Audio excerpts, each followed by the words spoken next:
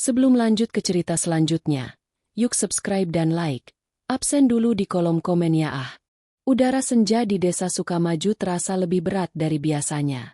Di teras rumah bambu yang sudah mulai miring dimakan usia, Sari duduk termenung menatap ufuk barat yang memerah. Di tangannya, selembar brosur penyalur tenaga kerja luar negeri sudah lecek karena terlalu sering diremas dan dibaca ulang.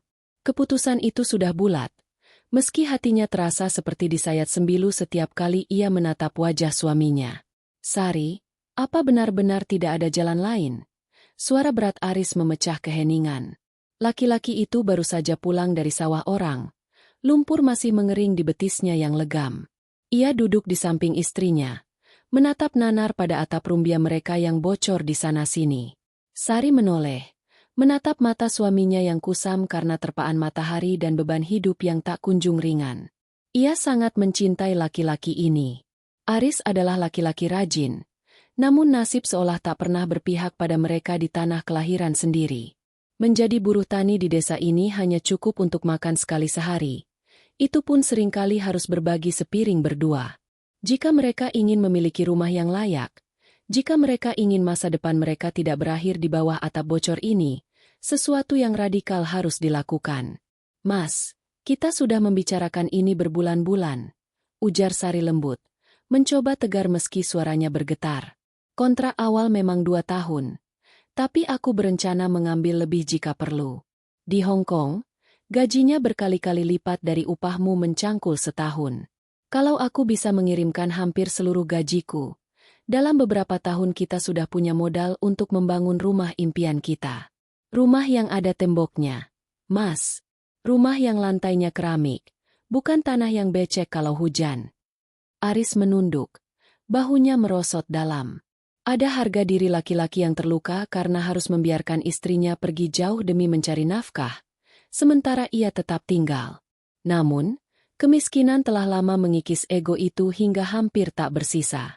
Ia meraih jemari Sari yang kasar karena setiap hari mencuci baju tetangga, lalu menggenggamnya erat, seolah takut jika ia melepasnya sekarang, Sari akan menghilang selamanya. Aku merasa menjadi suami yang gagal. Sari.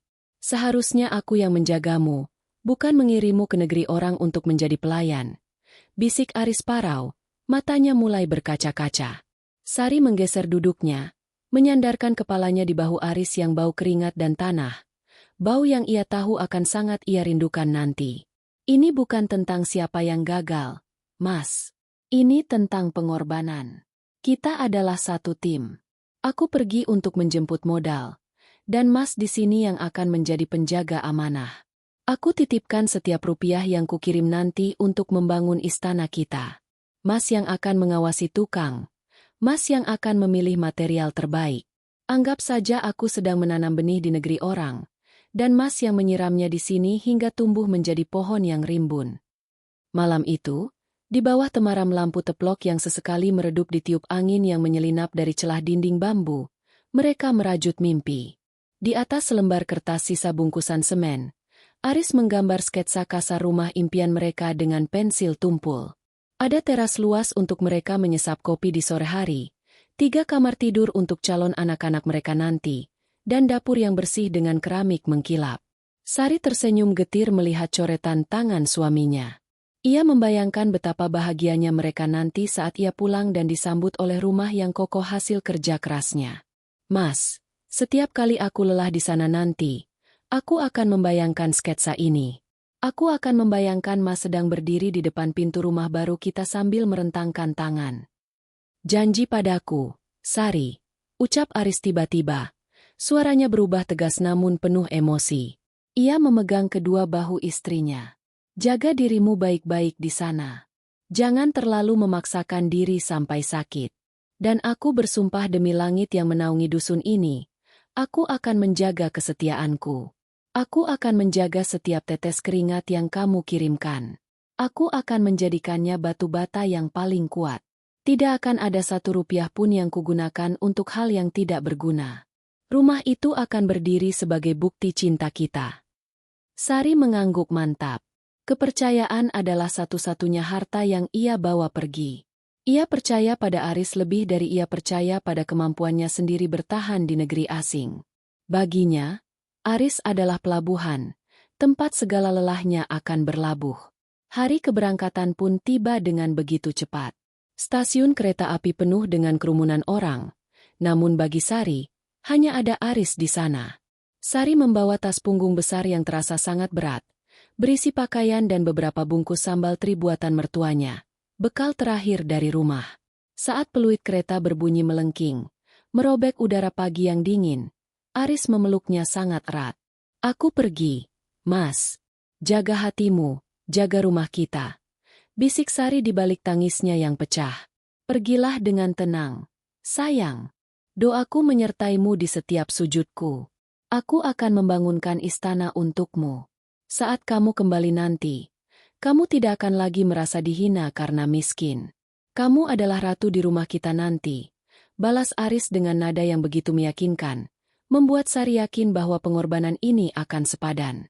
Saat kereta mulai merayap meninggalkan peron, Sari melihat sosok Aris yang semakin mengecil, terus melambaikan tangan hingga hilang ditelan tikungan rel. Di dalam gerbong yang sesak, Sari menghapus air matanya dengan ujung jilbab. Ia menyentuh saku bajunya, di mana terselip foto pernikahan mereka yang sederhana, saat Aris hanya bisa memberinya mas kawin seperangkat alat sholat. Ia tidak pernah menyangka bahwa janji di bawah langit dusun yang terdengar begitu suci dan tulus itu, kelak akan menjadi racun yang paling mematikan. Ia tidak tahu bahwa sketsa rumah di kertas semen itu akan menjadi nyata, namun bukan untuk dirinya.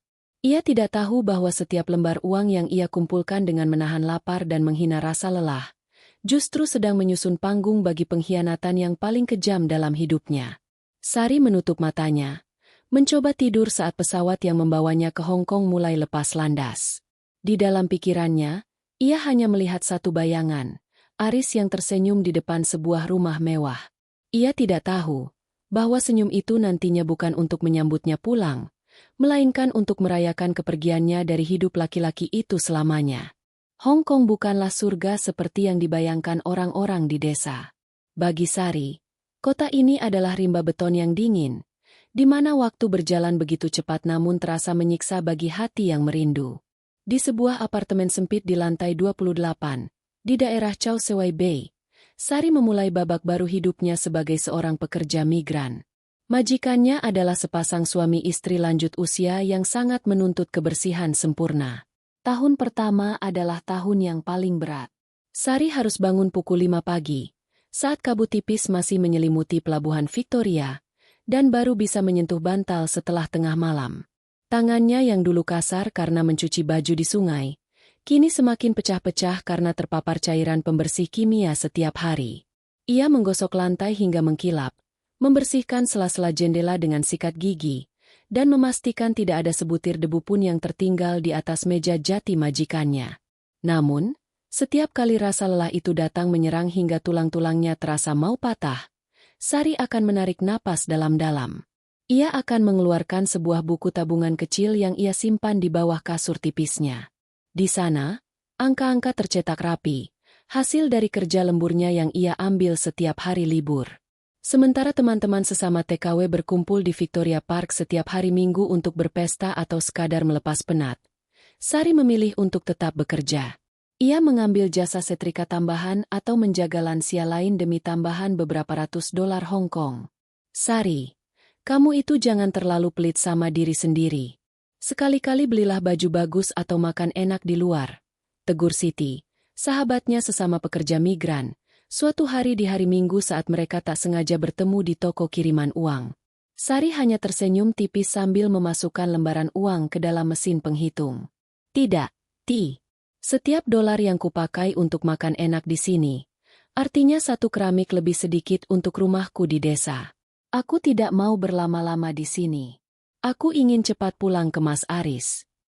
Setiap bulan, tanpa absen, Sari mengirimkan hampir 90% gajinya ke rekening Aris. Ia hanya menyisakan sedikit sekali untuk membeli sabun, pulsa telepon, dan keperluan darurat. Di telepon, suara Aris selalu menjadi obat mujarab bagi lukanya. "Sari, uangmu sudah sampai. Bulan ini aku sudah beli semen dan batu kali. Pondasinya sudah kuat sekali, seperti cintaku padamu, ucap Aris di seberang telepon, membuat Sari tersenyum meski air matanya menetes di pipi yang semakin tirus. Mas, jangan terlalu boros ya. Pilih bahan yang bagus tapi harganya masuk akal. Aku di sini tidak apa-apa, makannya terjamin kok. Bohong Sari.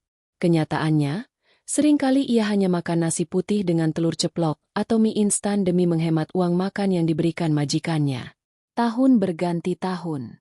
3 tahun yang dijanjikan di awal ternyata tidak cukup. Pembangunan rumah mewah yang mereka impikan ternyata memakan biaya lebih besar dari dugaan. Aris sering mengeluh di telepon tentang harga material yang naik, tentang tukang yang minta tambah upah, atau tentang kebutuhan mendesak di desa.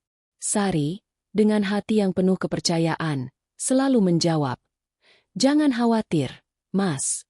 Aku akan ambil lembur lagi. Aku akan perpanjang kontrak." 2 tahun menjadi 5 tahun. 5 tahun menjadi 8 tahun. Wajah Sari mulai dihiasi garis-garis halus di sudut matanya. Kulitnya yang dulu langsat kini tampak pucat karena jarang terkena sinar matahari, tertutup oleh dinding-dinding apartemen. Namun, semangatnya tidak pernah padam. Setiap foto yang dikirimkan Aris melalui pesan singkat, foto sebuah tembok yang mulai berdiri, foto atap yang mulai dipasang, hingga foto lantai marmer yang berkilau, menjadi bahan bakar bagi jiwanya. "Rumah kita sudah hampir jadi. Sayang. Megah sekali. Paling megah di desa ini.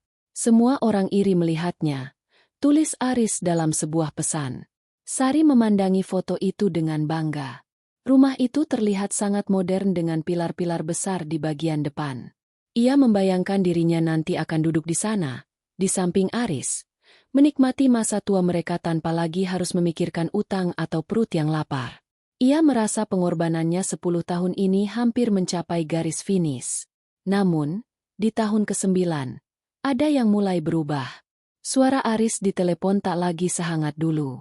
Ia seringkali terdengar terburu-buru, atau beralasan sedang sibuk di lokasi pembangunan jika Sari ingin berbicara lama. Kiriman foto pun mulai berkurang.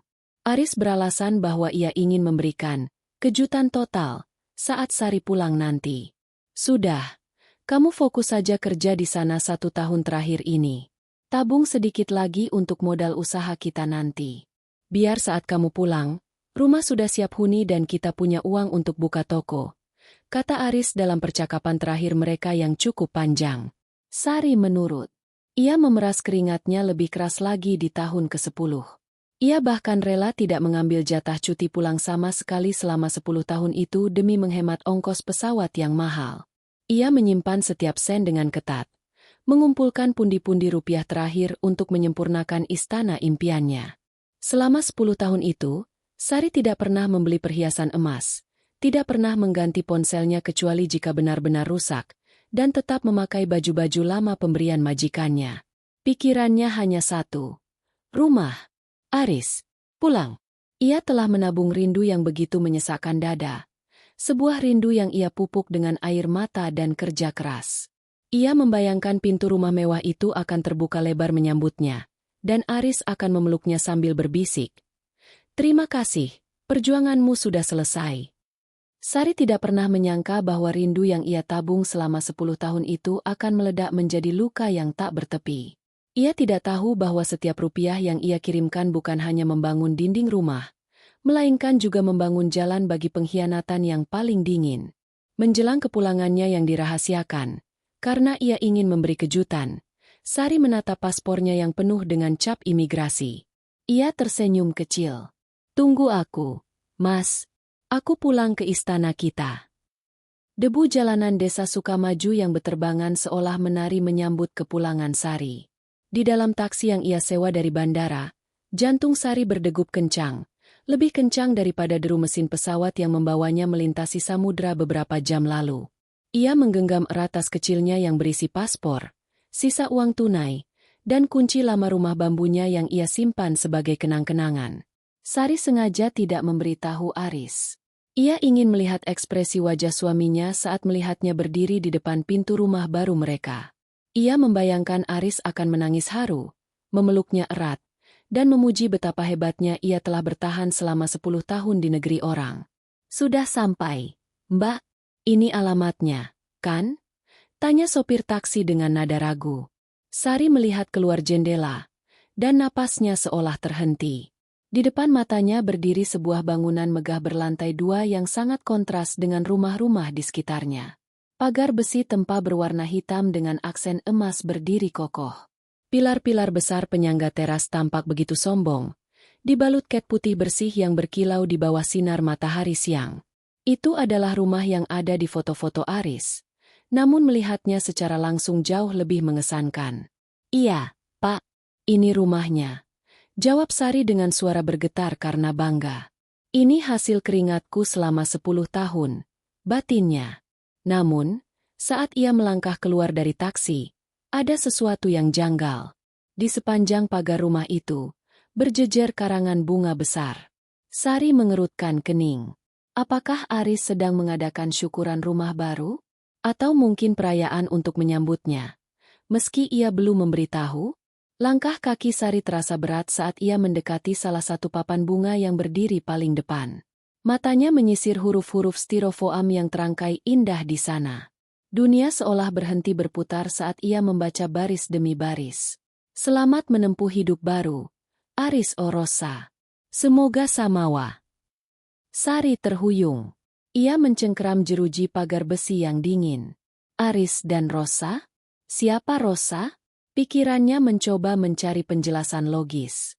Mungkin ini rumah orang lain dengan nama yang sama? Namun, foto yang dipegangnya tidak mungkin berbohong. Ini rumahnya. Ini alamatnya. Tiba-tiba, suara musik rebana dan tawa riuh terdengar dari arah dalam. Gerbang samping terbuka, dan para tamu yang mengenakan batik serta kebaya mulai berhamburan keluar dengan wajah ceria. Dari celah gerbang yang terbuka, Sari bisa melihat ke arah halaman tengah yang luas. Di sana, berdiri sebuah pelaminan mewah bertema garden party. Dan di sana, di atas kursi pelaminan yang dihias bunga-bunga segar, duduklah Aris. Laki-laki itu mengenakan jas hitam modern yang tampak sangat mahal. Rambutnya tertata rapi.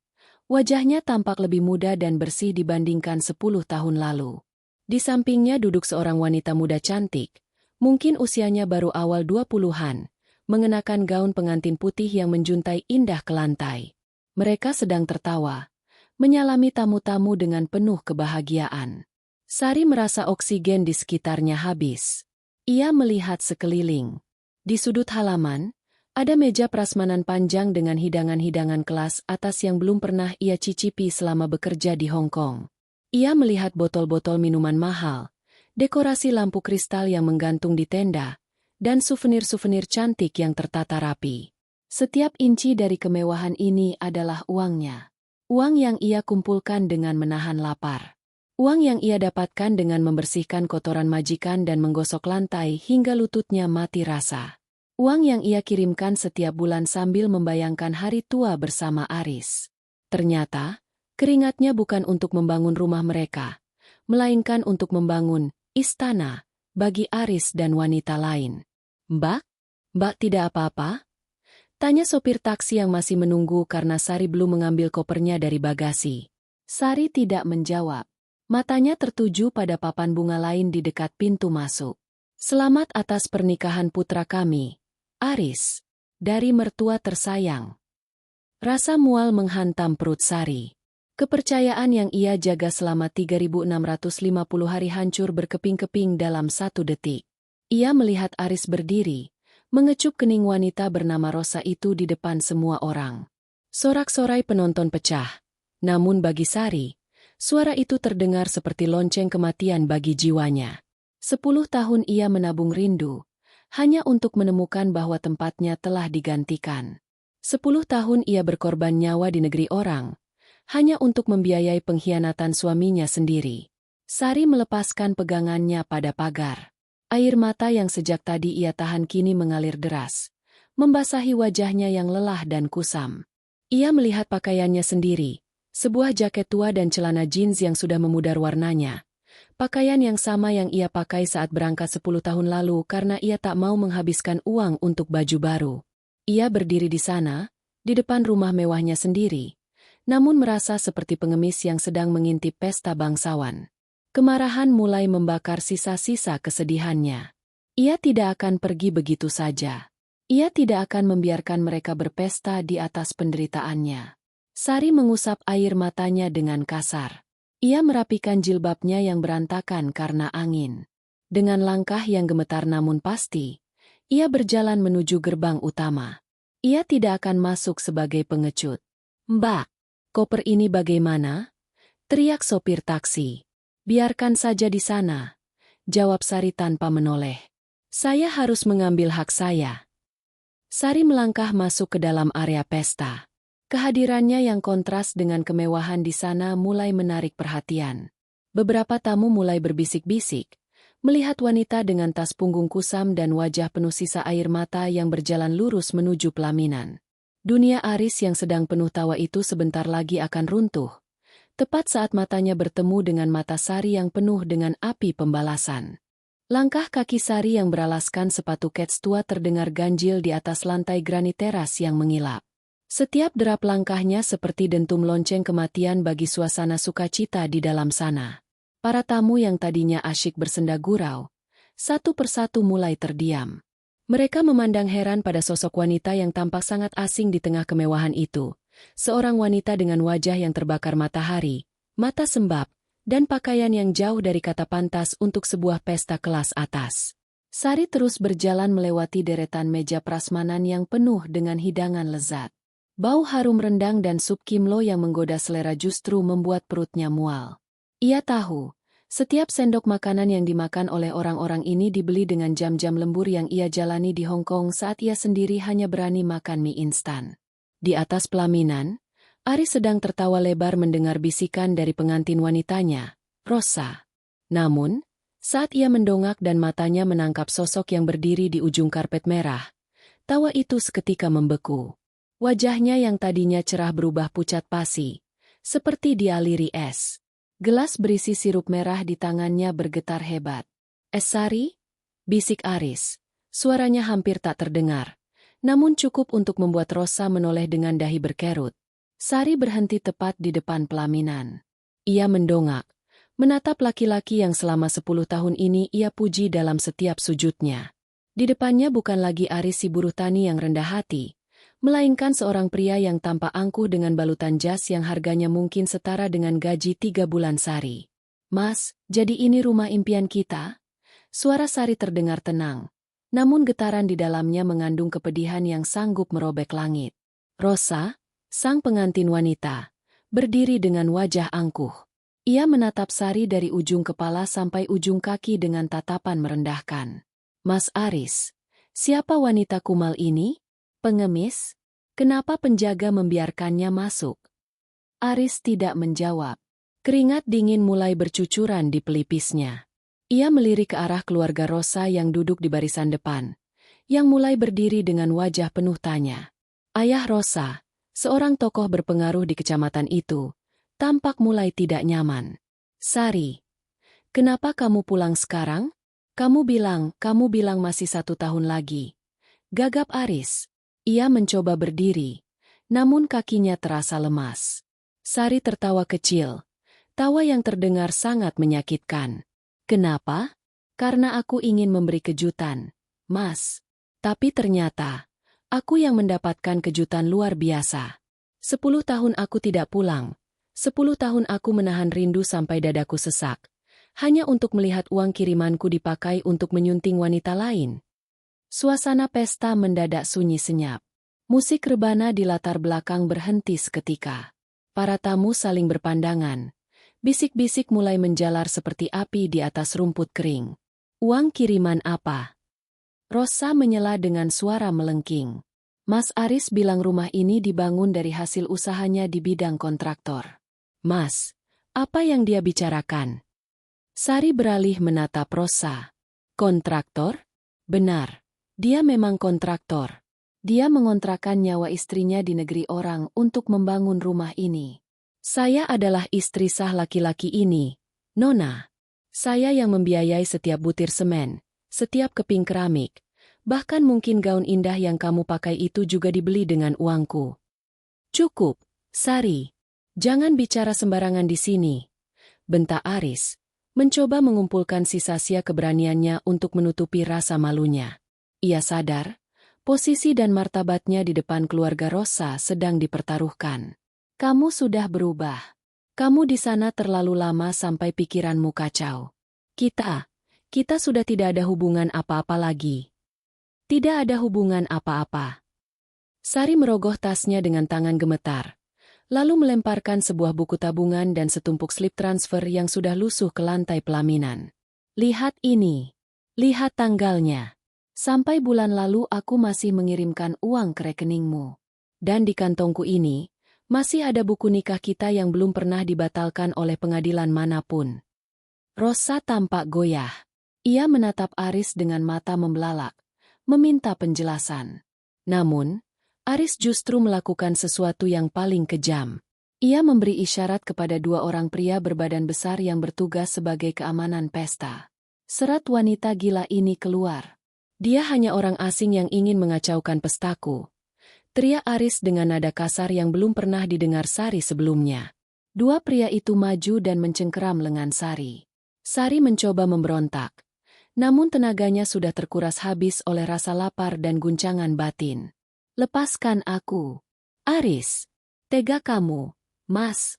Aku bekerja sampai tulangku mau patah demi kamu. Aku makan sisa-sisa makanan majikan demi menghemat uang untuk rumah ini. Teriak Sari sambil terseret. Tamu-tamu berdiri, ada yang memandang kasihan.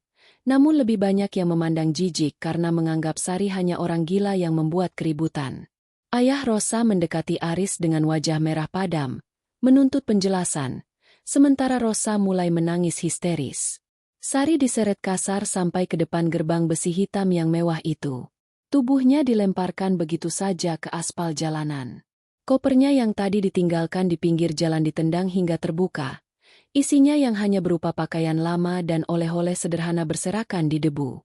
Jangan pernah injakan kakimu di sini lagi, wanita gila. Teriak salah satu penjaga sebelum membanting gerbang besi itu dengan keras. Blam! Sari tergeletak di aspal, dikelilingi oleh pakaian-pakaiannya yang kusam. Di balik gerbang, musik pesta kembali terdengar, seolah-olah kehadirannya tadi hanyalah gangguan kecil yang tidak berarti. Ia menatap ke arah balkon lantai 2 rumah itu. Dari sana, ia bisa melihat Aris sedang memeluk Rosa, mencoba menenangkannya, tanpa sekalipun menoleh ke arah gerbang di mana istrinya yang sah sedang hancur. Sari meremas aspal panas dengan jemarinya yang pecah-pecah. Air matanya sudah kering, digantikan oleh bara api yang mulai menyala di dasar hatinya. Kau sebut aku gila, Mas? Bisik Sari pada angin. Maka aku akan menjadi kegilaan yang paling buruk yang pernah menghampiri hidupmu. Istana ini berdiri karena aku. Maka aku juga yang akan meruntuhkannya sampai ke fondasi terdalam. Malam itu, Desa Sukamaju tidak pernah terasa sedingin ini bagi Sari. Ia duduk di sebuah bangku kayu panjang di depan warung kopi yang sudah tutup, tak jauh dari gerbang rumah mewah itu.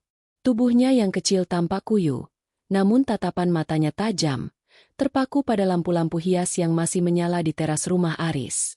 Pesta sudah usai. Para tamu sudah pulang membawa perut kenyang, meninggalkan Sari dengan perut kosong yang melilit dan hati yang hancur berkeping-keping. Sari tidak pergi. Ia menunggu hingga suasana benar-benar sunyi. Sekitar pukul 1 dini hari, saat hanya suara jangkrik yang terdengar, ia berdiri. Ia merapikan pakaiannya yang kotor, menghapus debu dari wajahnya, dan berjalan menuju pintu samping rumah yang ia tahu biasanya tidak dikunci rapat oleh tukang. Sebuah detail yang sering Aris ceritakan saat proses pembangunan dulu. Benar saja, grendel pintu dapur hanya terpasang separuh. Sari menyelinap masuk. Bau kayu baru dan aroma pengharum ruangan mahal menyambut penciumannya. Inilah dapur yang ia impikan. Keramiknya putih bersih, ovennya mengkilap, dan kulkasnya 2 pintu. Semua dibayar dengan jam tidur yang ia gadaikan di Hong Kong. Sari berjalan perlahan menuju ruang tengah. Ia melihat foto pernikahan besar Aris dan Rosa yang dipajang di dinding ruang tamu. Aris tampak sangat bangga di foto itu. Sari merasakan dorongan untuk menghancurkannya, namun ia menahan diri. Emosi yang meledak-ledak hanya akan membuatnya diusir lagi. Ia butuh sesuatu yang lebih tajam. Kenyataan. Ia menaiki tangga ke lantai 2. Suara langkah kakinya diredam oleh karpet tebal. Di depan kamar utama, ia berhenti. Dari dalam, terdengar suara tawa kecil Aris dan gumaman Rosa. Dengan satu sentakan napas panjang, Sari memutar kenop pintu dan mendorongnya lebar-lebar. Klek! Lampu kamar yang remang-remang cukup untuk memperlihatkan keterkejutan di wajah dua orang di atas ranjang king size itu. Aris melonjak kaget, hampir terjatuh dari tempat tidur. Sementara Rosa menjerit tertahan sambil menarik selimut untuk menutupi tubuhnya. "Kau! Bagaimana bisa kau masuk ke sini?" bentak Aris.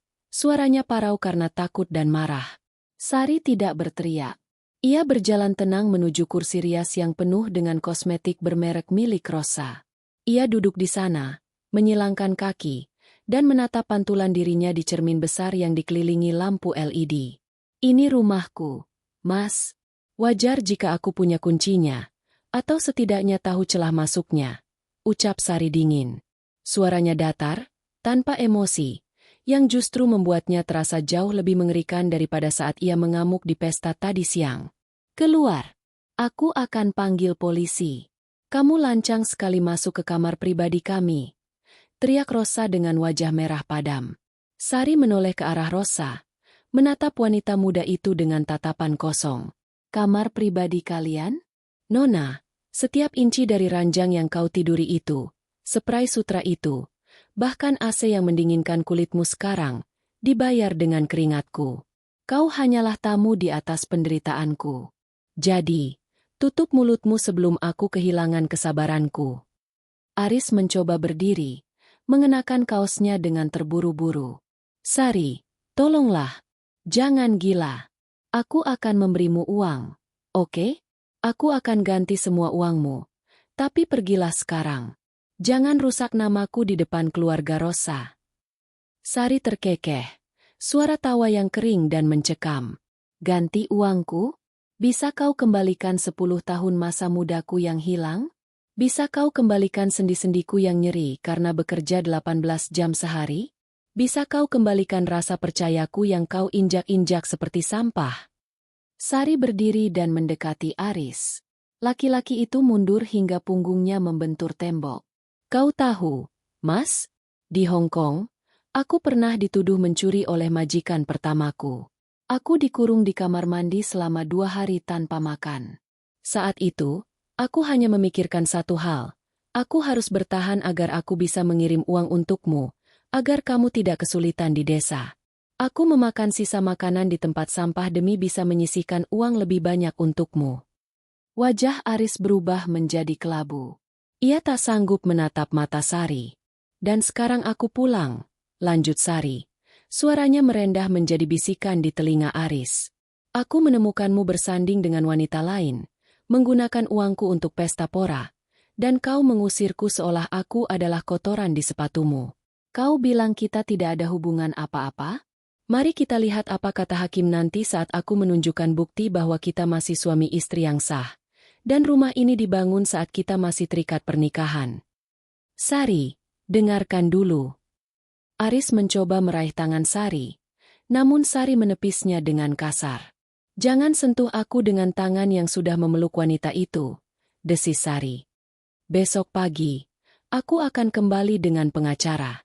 Dan kau, Nona Rosa yang terhormat, sebaiknya kau mulai mengemas barang-barangmu.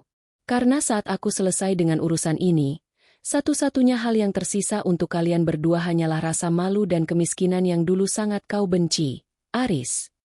Sari berbalik dan berjalan menuju pintu. Sebelum keluar, ia berhenti sejenak dan menoleh. "Selamat malam, pengantin baru.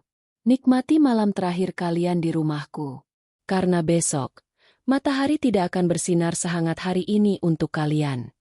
Sari keluar dari kamar itu, membanting pintu dengan keras hingga guncangannya terasa ke seluruh rumah. Ia menuruni tangga dengan kepala tegak. Ia tidak lagi menangis. Kesedihannya telah mengkristal menjadi tekad yang membeku. Ia berjalan keluar dari rumah mewah itu menuju kegelapan malam, namun kali ini dengan langkah yang mantap. Perang baru saja dimulai, dan Sari tidak berniat untuk kalah. Matahari pagi menyengat kulit Sari yang masih duduk di bangku kayu sebuah warung kecil di pinggir jalan desa. Setelah konfrontasi dingin di kamar itu, ia tidak benar-benar pergi jauh. Ia menunggu fajar sambil merenung. Namun kenyataan yang ia temukan pagi ini jauh lebih pahit dari sekadar pengkhianatan cinta. Seorang pria parubaya, Pak RT yang dulu sangat ia kenal, kebetulan lewat dan berhenti karena terkejut melihat Sari. Dari percakapan singkat namun menyesakan dengan Pak RT itulah, tabir kebohongan Aris terkelupas satu demi satu. "Sari, benar kamu sudah pulang?" tanya Pak RT dengan nada prihatin yang janggal. Aku kira kamu sudah meninggal atau menikah lagi di sana, seperti yang dibilang Aris." Jantung Sari mencelos. "Apa maksud Bapak?" "Aris bilang saya sudah meninggal." Pak RT menghela napas panjang, lalu duduk di sampingnya. 2 tahun lalu, Aris mengumpulkan kami. Dia membawa surat keterangan, entah dari mana, yang menyatakan bahwa istrinya di Hong Kong sudah tiada karena kecelakaan kerja. Dia bahkan mengadakan pengajian 7 hari. Itulah sebabnya dia bisa mengurus surat cerai gaib atau entah apa, lalu melamar Rosa, anak orang kaya dari kecamatan sebelah. Sari merasa dunia berputar. Aris tidak hanya mengkhianatinya, ia telah membunuhnya secara administratif. Laki-laki itu menghapus keberadaannya agar bisa menikah lagi dengan tenang menggunakan hartanya. Tak lama kemudian, sebuah mobil patroli polisi mendekat dan berhenti tepat di depan mereka. 2 orang petugas turun bersama Aris yang kini tampak lebih percaya diri dibandingkan semalam. Di belakangnya, ayah Rosa, Pak Haji Danu, berdiri dengan wajah angkuh dan tangan bersedekap. "Itu dia petugas, wanita yang semalam menyelinap masuk rumah saya dan mengancam istri saya," tunjuk Aris dengan suara lantang, sengaja agar didengar warga yang mulai berkerumun. Sari berdiri, kakinya gemetar. "Aris, apa-apaan ini? Aku istrimu." "Petugas, tolong bawa dia. Dia ini mantan TKW yang depresi. Dia mengaku-ngaku sebagai istri saya padahal istri saya yang sah adalah Rosa. Dia hanya terobsesi karena dulu kami pernah bertetangga," ucap Aris dengan nada yang sangat meyakinkan, seolah-olah ia adalah korban pelecehan. Pak Haji Danu menimpali dengan suara berat. "Saya tidak mau nama baik keluarga saya tercemar oleh orang gila. Bawa dia, atau saya sendiri yang akan bertindak." Petugas polisi itu mendekati Sari. "Mbak, tolong ikut kami ke kantor untuk dimintai keterangan. Ada laporan perbuatan tidak menyenangkan dan masuk ke rumah orang tanpa izin." "Tapi ini rumah saya. Saya yang mengirim uang untuk membangunnya," teriak Sari histeris. Ia merogoh tasnya untuk mengambil slip transfer, namun dengan gerakan cepat, Aris merebut tas kusam itu dari tangannya. "Lihat petugas, dia bahkan membawa barang-barang yang bukan miliknya," kata Aris sambil menyembunyikan tas itu di belakang punggungnya. Sari mencoba melawan, namun ia kalah tenaga. Ia dibawa paksa masuk ke mobil polisi di depan mata warga desa yang kini memandangnya dengan tatapan curiga dan jijik. Mereka lebih percaya pada Aris, pengusaha sukses, yang dermawan di desa, daripada pada Sari yang tampak seperti gelandangan. Di kantor polisi, Sari baru menyadari betapa rapinya jebakan yang dibuat Aris. Saat ia meminta petugas untuk memeriksa rekening bank Aris, petugas justru menunjukkan dokumen kepemilikan tanah dan bangunan rumah mewah tersebut. Rumah dan tanah itu terdaftar atas nama Aris dan istri barunya, Rosa, sebagai harta bersama mereka. Dokumen pernikahan mereka juga lengkap dan sah secara negara. Jelas petugas itu dingin. Sedangkan mengenai pengakuan Anda tentang kiriman uang, Aris memberikan keterangan bahwa itu adalah uang pembayaran hutang keluarga Anda di masa lalu kepadanya. Tidak ada bukti kuat bahwa itu adalah uang titipan untuk membangun rumah. Sari tertawa getir di dalam sel tahanan sementara. Ia menyadari satu hal yang sangat menyakitkan. Aris telah merencanakan ini selama bertahun-tahun. Laki-laki itu sengaja meminta semua uang dikirim ke rekening pribadinya, bukan rekening bersama. Aris sengaja membiarkan tanah tetap atas namanya sendiri.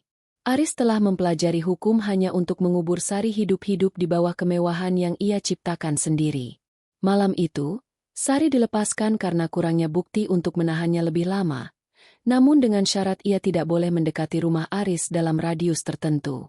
Ia keluar dari kantor polisi tanpa tas, tanpa uang, dan tanpa identitas, karena paspor dan dokumennya ada di dalam tas yang diambil Aris.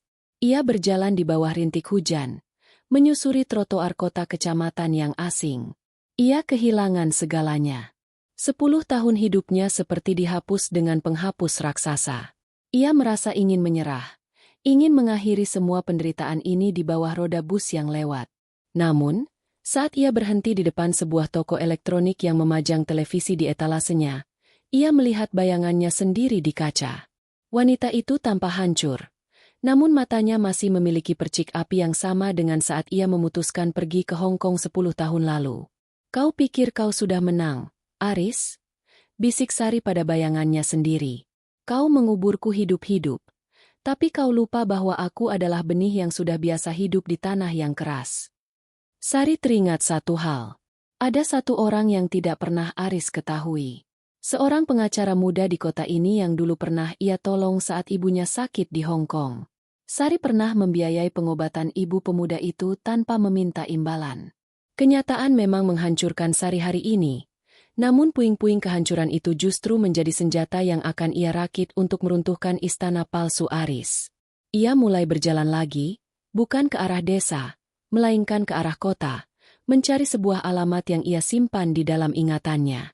Hujan turun semakin deras, membasuh debu dan sisa air mata di wajah Sari. Ia berjalan menyusuri trotoar kota dengan pakaian yang basah kuyup, memeluk tubuhnya sendiri yang menggigil. Di tengah keputusasaan itu, ingatan Sari tertuju pada sebuah nama, Bram. 6 tahun yang lalu, di sebuah rumah sakit di Hong Kong, Sari bertemu dengan seorang wanita tua yang merupakan ibu dari sesama pekerja migran. Wanita itu menderita komplikasi jantung dan membutuhkan biaya besar. Sari, yang saat itu baru saja menerima bonus dari majikannya, memberikan seluruh uang itu untuk membantu kepulangan dan pengobatan wanita tersebut. Anak dari wanita itu, Bram, yang saat itu baru lulus kuliah hukum, bersumpah di depan Sari. "Mbak Sari, jika suatu saat Mbak butuh bantuan di Indonesia, cari saya. Saya tidak akan pernah lupa kebaikan Mbak." Sari berhenti di depan sebuah ruko sederhana yang papan namanya sedikit miring terkena angin. Kantor Hukum Bramantio Orekan. Dengan tangan gemetar, ia mengetuk pintu kaca itu. Seorang pria muda dengan kemeja yang lengannya digulung muncul dari balik meja. Ia tertegun melihat wanita yang tampak seperti gelandangan berdiri di depannya. Namun, saat mata mereka bertemu, Bram mengenali sorot mata itu. "Mbak Sari?" Suara Bram penuh keterkejutan. "Astaga, Mbak, apa yang terjadi?" Dalam waktu singkat, Sari sudah duduk dengan selimut tebal dan secangkir teh hangat di tangannya. Ia menceritakan semuanya, tanpa ada yang dikurangi.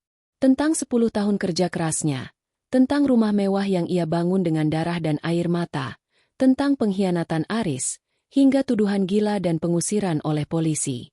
Bram mendengarkan dengan rahang yang mengeras. Ia mengepalkan tinjunya di atas meja. Dia pikir dia bisa menghapus keberadaan Mbak begitu saja? Dia salah besar.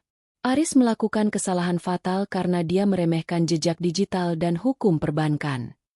Tapi Bram, dia mengambil tas dan semua dokumenku. Paspor, slip transfer terakhir, semuanya ada di tangan dia, ujar Sari lemah. Bram tersenyum tipis. Sebuah senyuman yang mengandung janji pembalasan. "Mbak Sari, Aris mungkin bisa mengambil kertas-kertas itu, tapi dia tidak bisa mengambil data di server bank. Dia juga lupa bahwa setiap bulan Mbak mengirim uang melalui agen pengiriman resmi di Hong Kong. Saya punya koneksi di sana. Kita bisa menarik semua riwayat transaksi Mbak selama 10 tahun terakhir." Bram kemudian menjelaskan rencana besarnya. Mereka tidak akan langsung menyerang dengan tuduhan perzinaan atau penganiayaan ringan. Mereka akan menyerang di tempat yang paling menyakitkan bagi Aris, harta dan status sosialnya. "Pertama," kata Bram sambil mencatat di papan tulis kecilnya, "kita akan membuktikan bahwa surat kematian Mbak adalah palsu. Itu adalah tindak pidana pemalsuan dokumen negara. Kedua, kita akan menggugat pembatalan pernikahan Aris dan Rosa karena dilakukan saat Aris masih terikat pernikahan sah dengan Mbak.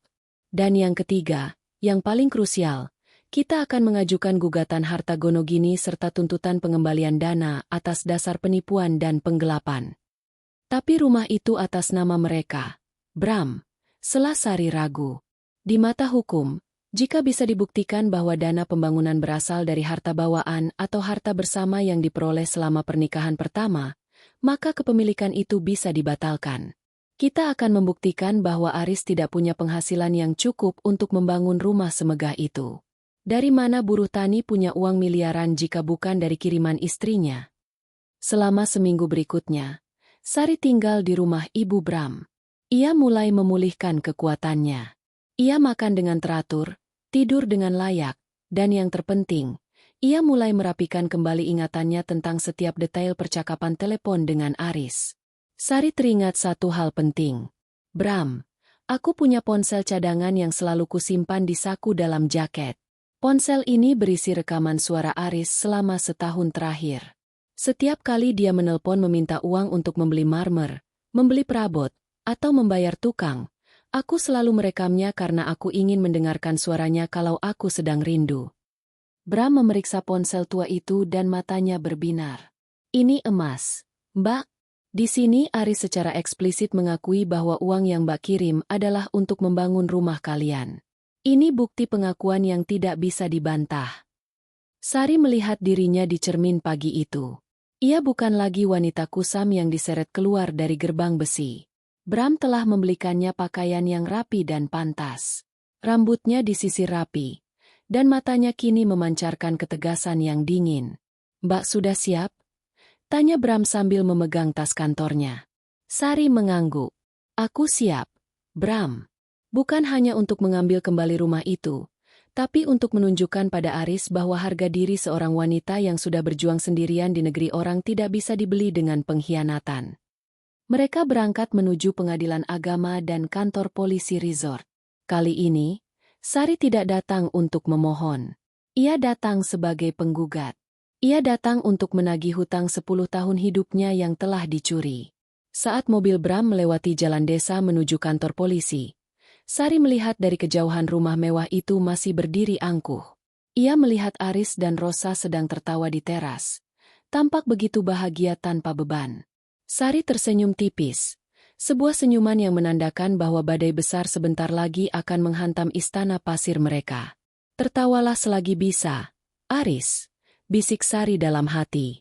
Karena besok, kau akan memohon padaku untuk sekadar mendapatkan tempat berteduh dari hujan. Pagi itu, suasana di kediaman mewah Aris dan Rosa masih diselimuti sisa-sisa euforia pengantin baru. Aris duduk di kursi teras yang terbuat dari kayu jati ukiran Jepara, menyesap kopi luwak yang aromanya memenuhi udara. Di hadapannya, sebuah mobil baru berwarna putih mengkilap terparkir di garasi. Segalanya tampak sempurna. Ia merasa telah berhasil menjadi orang besar di desanya. Namun, ketenangan itu pecah saat sebuah sepeda motor dinas berhenti di depan gerbang.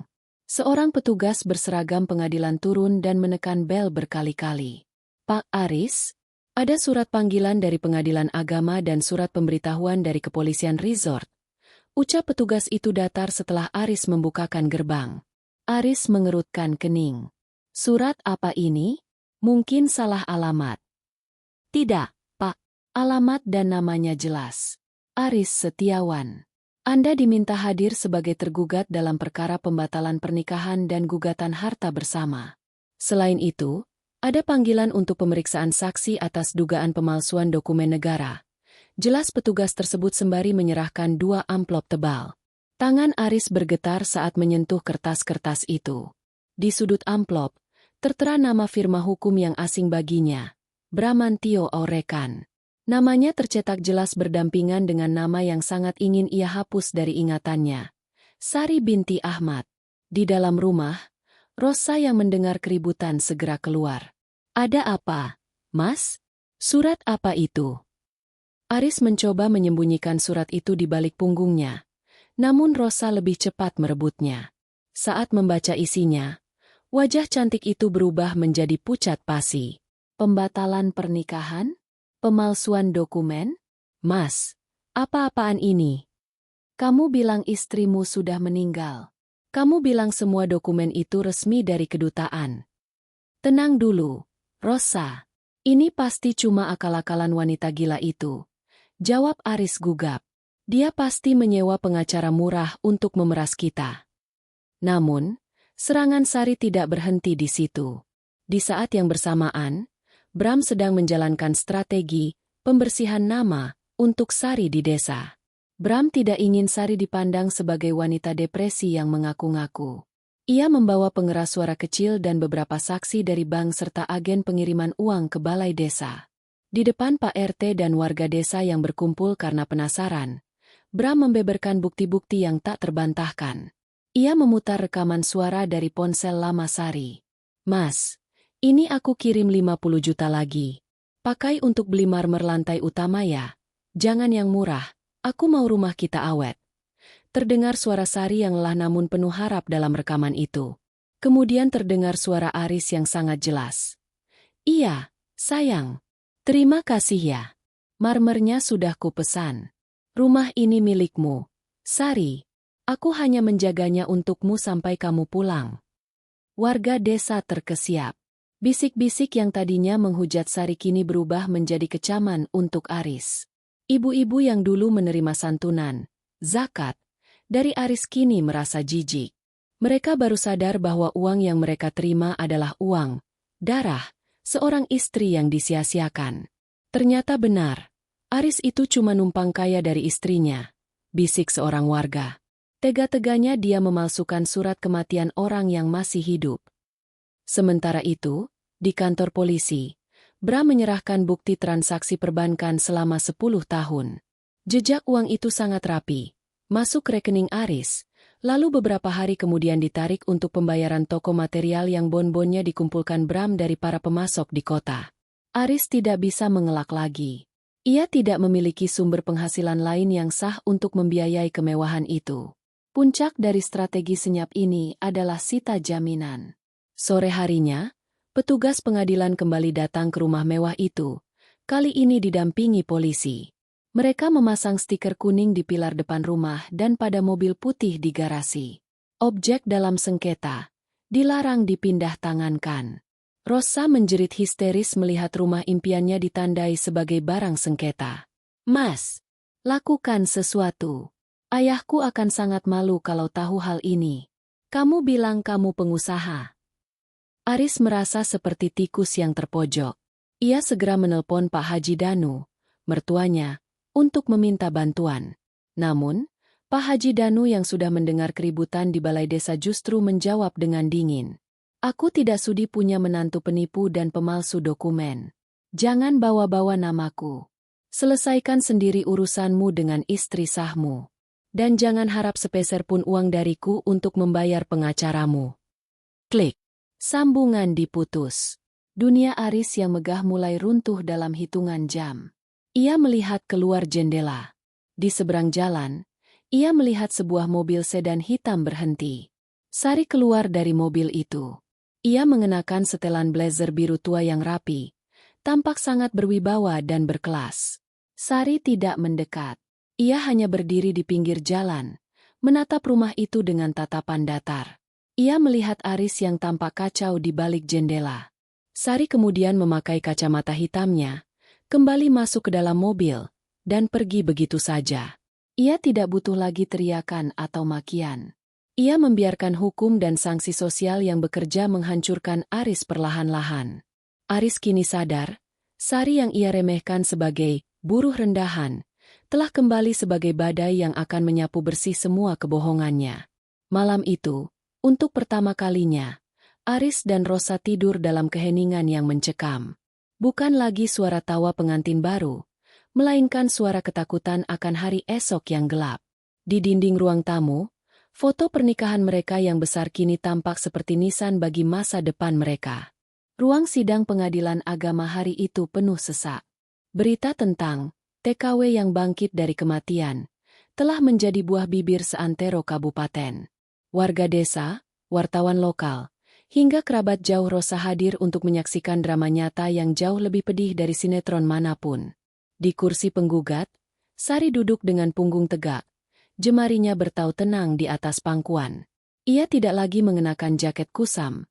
Hari ini ia tampak bersahaja namun kuat dengan kebaya modern berwarna marun. Di seberangnya, Aris duduk dengan bahu merosot. Wajahnya yang dulu cerah kini tampak kuyu, dengan lingkaran hitam di bawah mata yang tak bisa disembunyikan. Di sampingnya, Rosa terus-menerus menutupi wajahnya dengan kipas, mencoba menghindari kilatan lampu kamera ponsel para pengunjung. Sidang perkara nomor 402, antara Sari binti Ahmad melawan Aris Setiawan, dibuka. Ketuk hakim ketua dengan suara yang menggema. Drama dimulai saat Bram, sebagai kuasa hukum Sari, mengajukan bukti pertama, hasil audit forensik rekening bank. Yang mulia, selama 10 tahun, klien kami telah mengirimkan total dana sebesar 1,8 miliar rupiah. Kami memiliki catatan transaksi asli dari Hang Seng Bank Hong Kong yang dikirimkan melalui agen resmi. Menariknya, setiap kali uang itu masuk rekening tergugat, dalam hitungan hari terjadi penarikan tunai yang jumlahnya sama dengan tagihan material bangunan di rumah tersebut. Aris mencoba membela diri. Itu uang hasil bisnis kontraktor saya. Yang mulia, Sari hanya melebih-lebihkan kirimannya. Bisnis kontraktor apa, Saudara Aris? Tanya hakim dengan nada menyelidiki. Berdasarkan laporan pajak yang kami telusuri, saudara tidak memiliki izin usaha maupun laporan pendapatan yang sah selama 10 tahun terakhir. Bahkan, saudara masih terdaftar sebagai penerima bantuan sosial di desa hingga tahun lalu. Bagaimana seorang penerima bansos bisa membangun istana miliaran rupiah? Aris terdiam. Keringat dingin membasahi kerah kemejanya. Pukulan telak datang saat Bram memutar rekaman suara dari ponsel Sari. Suara Aris yang memohon-mohon dikirimkan uang untuk membeli perabot rumah kita, terdengar sangat jernih di ruang sidang. Rosa yang mendengar itu langsung menoleh ke arah Aris dengan tatapan penuh kebencian. Ia baru menyadari bahwa selama ini suaminya hanyalah seorang parasit yang hidup dari keringat wanita lain. Selanjutnya, Yang mulia, lanjut Bram dengan nada dingin, kami menghadirkan saksi dari Dinas Kependudukan dan Catatan Sipil. Seorang petugas berdiri dan memberikan kesaksian yang mengejutkan. Surat kematian Sari yang digunakan Aris untuk menikah lagi terbukti palsu. Barcode pada surat tersebut tidak terdaftar di sistem nasional. Aris terbukti menyuap seorang calo untuk membuat dokumen bodong tersebut. Dengan demikian, ujar Bram tegas, pernikahan antara Aris Setiawan dan Rosa adalah batal demi hukum karena status Aris yang masih merupakan suami sah dari klien kami. Selain itu, kami menuntut seluruh harta benda berupa tanah dan bangunan tersebut diserahkan kepada klien kami sebagai bentuk pengembalian hak yang digelapkan. Di tengah persidangan, Rosa tiba-tiba berdiri. Saya ingin bicara, Yang mulia, teriaknya sambil menangis. Saya tidak tahu apa-apa. Aris bilang dia duda kaya. Dia bilang semua ini hasil keringatnya sendiri. Ayah saya sudah memberikan banyak uang untuk perabot di rumah itu. Ternyata saya ditipu oleh laki-laki ini. Rosa melepaskan cincin kawinnya dan melemparkannya ke arah Aris. Kau pembohong besar, Aris. Kau mencuri hidup wanita ini dan kau gunakan aku untuk menutupi kebusukanmu. Sidang menjadi ricuh.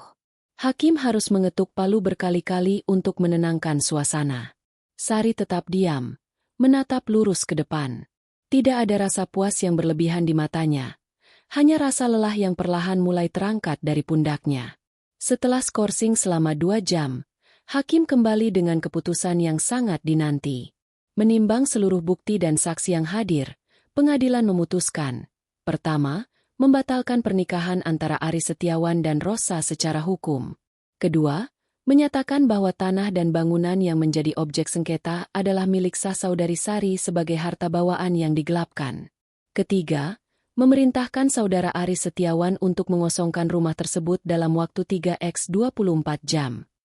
Aris jatuh terduduk di lantai. Ia kehilangan segalanya. Istri baru yang kaya, rumah mewah, martabat, dan sebentar lagi ia harus menghadapi tuntutan pidana atas pemalsuan dokumen yang dilaporkan polisi. Saat Sari berjalan keluar dari ruang sidang, wartawan mengerubunginya. Namun, Sari terus berjalan menuju Aris yang masih termangu di kursinya. Sari berhenti tepat di depan mantan suaminya itu. Ingat sketsa di kertas semen 10 tahun lalu, Mas? Bisiknya. Aris mendongak dengan mata merah. Sketsa itu tentang rumah kita. Tapi kau membangun istana di atas nisan kesetiaanku.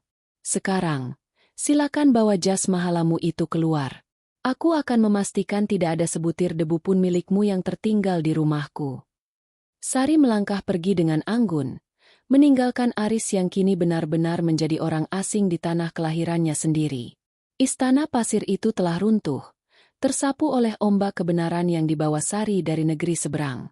3 hari setelah putusan pengadilan, Desa Sukamaju kembali geger.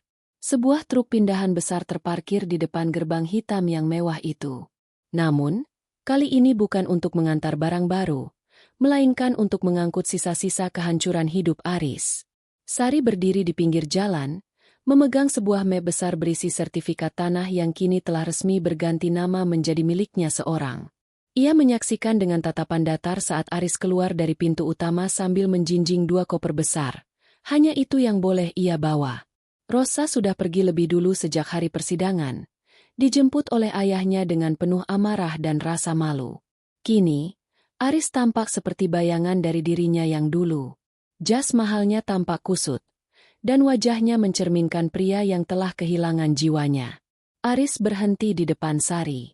Ia mencoba membuka mulut, mungkin untuk meminta maaf atau memohon belas kasihan terakhir. Namun Sari segera mengangkat tangannya. Tidak perlu ada kata-kata lagi, Mas. Ucap Sari dingin. Simpan suaramu untuk menjelaskan pada polisi nanti tentang pemalsuan dokumen itu. Bagiku, kamu sudah mati 10 tahun yang lalu saat kamu memutuskan untuk mengubur namaku di surat kematian palsu itu. Aris menunduk, lalu berjalan gontai meninggalkan area tersebut. Tak ada satupun warga desa yang mendekat untuk membantu. Mereka yang dulu memuja kemewahannya kini hanya menonton dari kejauhan dengan tatapan mencemooh. Aris benar-benar pergi sebagai orang asing, tanpa harta, tanpa cinta, dan tanpa harga diri. Setelah truk itu menghilang di tikungan jalan, Sari melangkah masuk ke dalam rumah. Suasananya sunyi. Bau pengharum ruangan yang dulu ia benci kini telah menguap. Ia berjalan dari satu ruangan ke ruangan lain. Ia menyentuh pilar-pilar besar, mengusap marmer yang dingin, dan menatap lampu kristal yang menggantung di ruang tengah. Semua ini adalah miliknya. Secara hukum, ia adalah pemenang. Namun, saat ia duduk di tengah ruang tamu yang luas itu, Sari tidak merasakan kebahagiaan yang meluap-luap. Ia justru merasakan kekosongan yang aneh. Ia menyadari bahwa selama 10 tahun ini, ia mengejar sebuah bangunan, sebuah benda mati yang ia pikir akan memberinya kebahagiaan. Ternyata, rumah ini hanyalah kumpulan semen dan batu yang dingin. Mbak Sari? Suara lembut Bram memecah keheningan. Pengacara muda itu berdiri di ambang pintu. Semua urusan administrasi sudah selesai. Rumah ini resmi milik Mbak. Apa rencana Mbak selanjutnya? Mau tinggal di sini? Sari menatap sekeliling sekali lagi. Ia melihat bayangan dirinya sendiri di kaca besar. Seorang wanita yang telah melewati badai dan keluar sebagai pemenang. Tidak, Bram. Jawab Sari mantap. Rumah ini terlalu luas untukku, dan terlalu banyak kenangan pahit di setiap sudutnya. Aku tidak mau menghabiskan sisa hidupku dengan menghirup udara yang pernah dihirup oleh pengkhianat itu. Lalu, apa yang akan Mbak lakukan? Sari tersenyum. Kali ini sebuah senyum yang tulus dan ringan. Aku akan menjual rumah ini. Uangnya akan kugunakan untuk membeli lahan kecil di dekat pasar kecamatan dan membangun beberapa ruko. Aku ingin membuka tempat kursus keterampilan dan agensi pemberdayaan untuk calon pekerja migran. Aku ingin memastikan tidak ada lagi, Sari-Sari, lain yang tertipu karena buta hukum atau terlalu polos saat berada di negeri orang. Beberapa bulan kemudian, rumah mewah itu terjual kepada seorang pengusaha dari kota. Sari tidak menyesal saat melihat kunci rumah itu berpindah tangan. Dengan modal dari penjualan tersebut, ia membangun sebuah gedung sederhana namun fungsional yang ia beri nama Rumah Harapan Sari. Di sana, Sari bukan lagi seorang pelayan. Ia adalah mentor, seorang kakak, dan pelindung bagi wanita-wanita di desanya yang ingin mengubah nasib. Ia mengajar mereka tentang hak-hak hukum, cara mengelola keuangan mandiri, dan pentingnya menjaga kedaulatan atas hasil keringat sendiri. Suatu sore, Sari duduk di teras kantor barunya yang sederhana. Ia menyesap teh hangat sambil melihat beberapa wanita muda yang sedang belajar bahasa asing dengan penuh semangat di dalam kelas. Ia merasa jauh lebih kaya sekarang daripada saat ia memiliki rumah mewah tersebut. Ia teringat kembali pada masa-masa di Hong Kong, saat ia kedinginan di lantai apartemen, saat ia menangis karena rindu, dan saat ia makan sisa makanan demi menghemat uang. Semua luka itu tidak hilang, tapi kini luka itu telah menjadi bekas yang membuatnya kuat. Ia menyadari bahwa rumah yang sesungguhnya bukanlah bangunan dengan pilar-pilar besar, melainkan ketenangan hati saat kita mampu berdiri tegak di atas kaki sendiri dan menjadi manfaat bagi orang lain. Sari mengeluarkan ponselnya, melihat sebuah foto lama dirinya saat pertama kali menginjakan kaki di bandara 10 tahun lalu. Ia berbisik pelan, seolah bicara pada dirinya yang dulu. Terima kasih sudah bertahan, Sari. Perjuanganmu tidak sia-sia. Bukan rumah itu yang kau dapatkan, tapi dirimu sendiri yang jauh lebih berharga. Di bawah langit senja yang sama dengan 10 tahun lalu, Sari akhirnya benar-benar pulang. Bukan ke istana pasir yang dibangun Aris, melainkan ke sebuah kehidupan baru yang ia bangun dengan martabat, kemandirian, dan kedamaian jiwa yang tak akan pernah bisa dicuri oleh siapapun lagi.